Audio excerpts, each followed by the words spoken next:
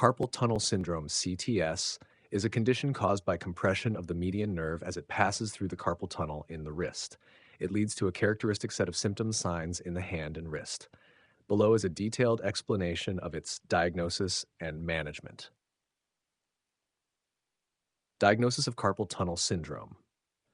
1. History. Symptoms: pain, numbness, and tingling in the thumb, index, middle, and radial half of the ring finger.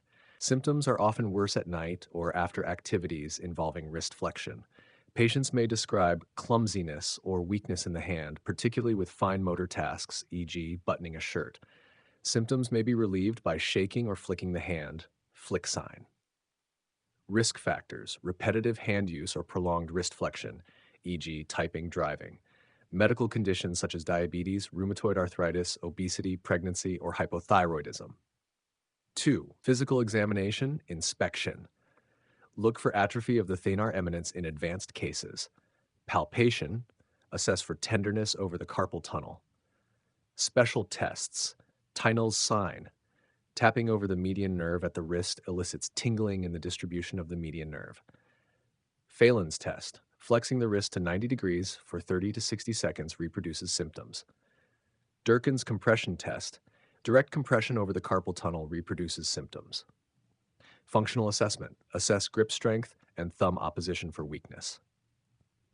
3. Diagnostic investigations. Nerve Conduction Studies, NCS, confirms the diagnosis by showing slowed conduction velocity or prolonged latency of the median nerve. Electromyography, EMG, assesses muscle innervation and identifies associated conditions like cervical radiculopathy. Ultrasound or MRI, optional, can identify structural abnormalities, e.g., synovitis, ganglion cysts. Management of carpal tunnel syndrome. 1. Non-surgical management. Lifestyle modifications. Avoid repetitive wrist activities. Ergonomic adjustments at the workplace, e.g., wrist supports for typing. Wrist splinting. A neutral wrist splint, especially worn at night, reduces symptoms by minimizing pressure on the median nerve. Medications. Non-steroidal anti-inflammatory drugs, EDS for pain relief, less effective for nerve compression. Oral corticosteroids or corticosteroid injections into the carpal tunnel for short-term symptom relief. Physical therapy.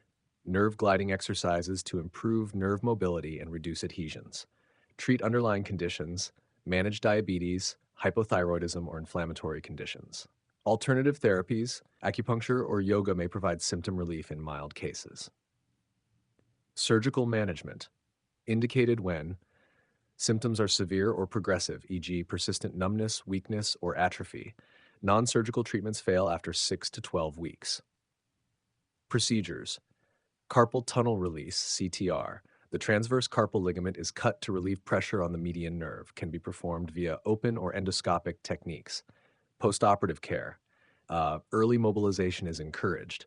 Strengthening exercises are introduced gradually. Recovery typically takes weeks to months. Hammer 3. Prognosis. Most patients experience significant relief with appropriate treatment. Severe or long-standing cases may have incomplete recovery due to nerve damage. Key points to remember. Early diagnosis and intervention can prevent progression and permanent nerve damage. Combination therapies, e.g., splinting, ergonomic changes, and steroid injections, are effective in mild to moderate cases. Surgery offers excellent outcomes for severe or refractory cases. This comprehensive approach ensures optimal care and improved quality of life for patients with carpal tunnel syndrome.